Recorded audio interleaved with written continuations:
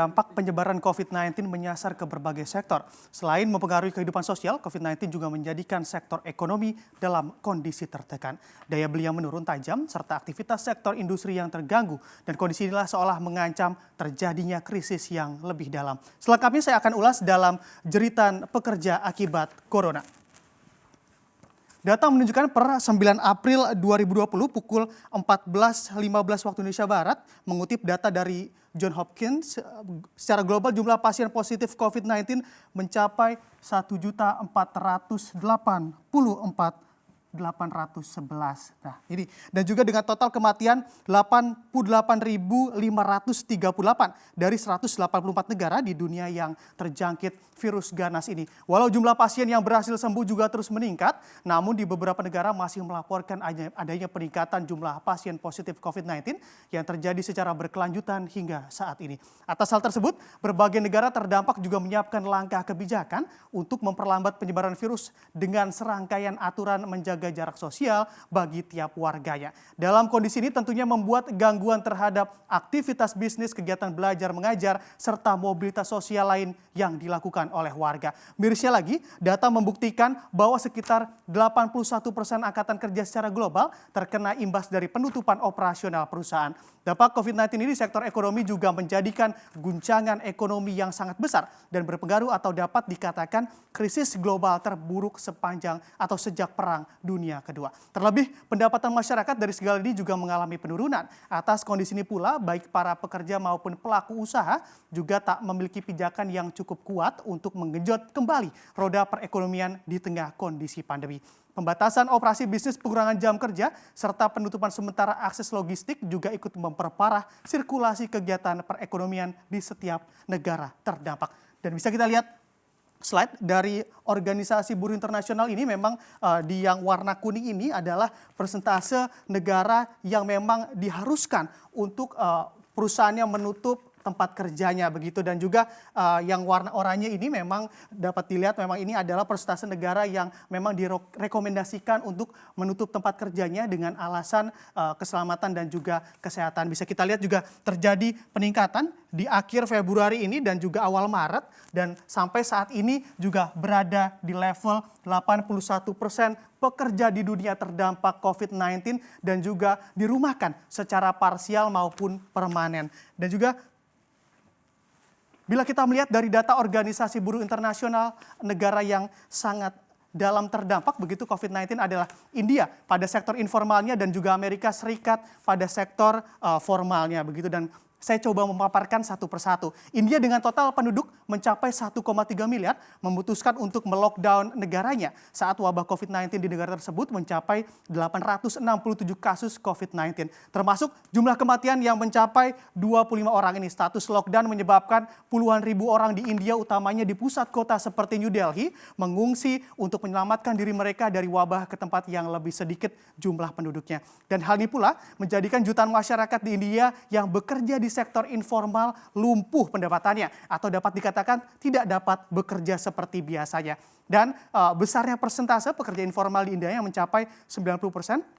Diperkirakan sebanyak 400 juta warganya terancam masuk ke dalam jurang kemiskinan. Bahkan India sendiri sektor pekerja informal menjadi tulang punggung perekonomian negara tersebut. Untuk makan sehari-hari, mayoritas pekerja informal di India hanya mengandalkan pendapatan harian dan cenderung tidak memiliki tabungan ataupun simpanan uang. Tak dipungkiri, kondisi ini juga membuat sebagian besar masyarakat India berjuang mati-matian guna memenuhi kebutuhan dasar mereka untuk makan dikarenakan hilangnya pekerjaan. Bagi sebagian warga India ini yang tak mampu memenuhi kebutuhan makan sehari juga akan menghadapi kematian karena kelaparan. Bukan hanya mati karena COVID-19 yang melanda negara mereka. Dan sangat miris kondisi ini. Berbeda dengan Amerika Serikat begitu, yang memang banyak terdampak di sektor formalnya. Dan Amerika Serikat justru menjadi negara dengan sektor formal yang terdampak yang cukup banyak begitu di dunia. Dan terparah terkena wabah COVID-19.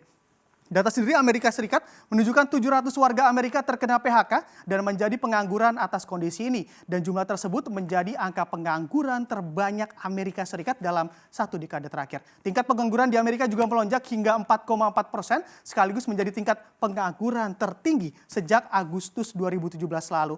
Beberapa sektor formal yang formal di Amerika yang lumpuh, yakni sektor perhotelan, sektor pariwisata, sektor hiburan, sektor penerbangan. Dan sektor-sektor tersebut ikut lumpuh dan terdampak tak lain dikarenakan banyaknya pembatasan yang dilakukan oleh pemerintah untuk meminimalisir penyebaran COVID-19. Atas kondisi ini pula diperkirakan hampir 10 juta orang di Amerika Serikat mengajukan tunjangan pengangguran pertama kali pada bulan Mei nanti. Pemerintah Amerika Serikat dalam hal ini juga akan menentukan siapa saja yang akan mendapatkan tunjangan pengangguran, termasuk pekerja mandiri dan kontraktor independen. Stimulus sebesar $1.200 Amerika Serikat pun disiapkan guna memenuhi hak pekerja, yakni tunjangan pengangguran.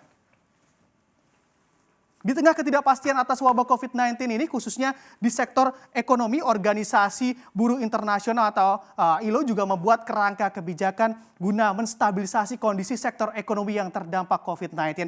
Kerangka kebijakan ini pula yang memang disusun dalam 4 pilar utama. 4 pilar tersebut fokus pada dukungan perusahaan pekerjaan serta pendapatan, lalu juga mendorong ekonomi dan juga pekerjaan. Terdapat pula perlindungan pekerja di masing-masing tempat kerja mereka dan juga memanfaatkan dialog sosial antara pemerintah, pekerja, pengusaha guna mencari jalan keluar permasalahan. Dan kita coba buka satu persatu dari pilar-pilar ini. Memang yang pertama ini difokuskan pada merangsang ekonomi dan pekerjaan dan meliputi kebijakan fiskal yang aktif, kebijakan moneter yang akomodatif, serta pinjaman dan dukungan khusus, termasuk sektor kesehatan. Dan juga bergeser ke pilar yang kedua ini, memang fokus utamanya adalah mendukung perusahaan, pekerjaan, serta pendapatan.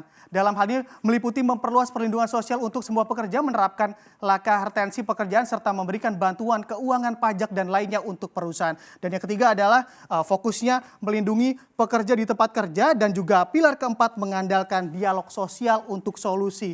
Dan juga bisa kita lihat apa saja dampak ke Indonesia atas kondisi ini. Dan juga memang pada kondisi ini Indonesia juga ikut terdampak dari segi sektor formal dan juga sektor informalnya. Dan juga memang Indonesia juga tidak lepas dari bayang-bayang permasalahan ini begitu. Dan juga memang permasalahan ini juga merenggut begitu dampak dari para pekerja di Indonesia yang memang ikut terdampak pula dalam kondisi yang sangat tidak jelas ini begitu dan juga sangat tidak pasti. Dan juga untuk pekerja yang dirumahkan sendiri di Indonesia di sektor informal itu berada di 39.977 perusahaan melakukan PHK dan juga 1.010.579 orang tenaga kerja juga ikut terdampak. Dan juga memang di sektor informal juga terdapat 189.452 orang terdampak di sektor informal begitu. Dan memang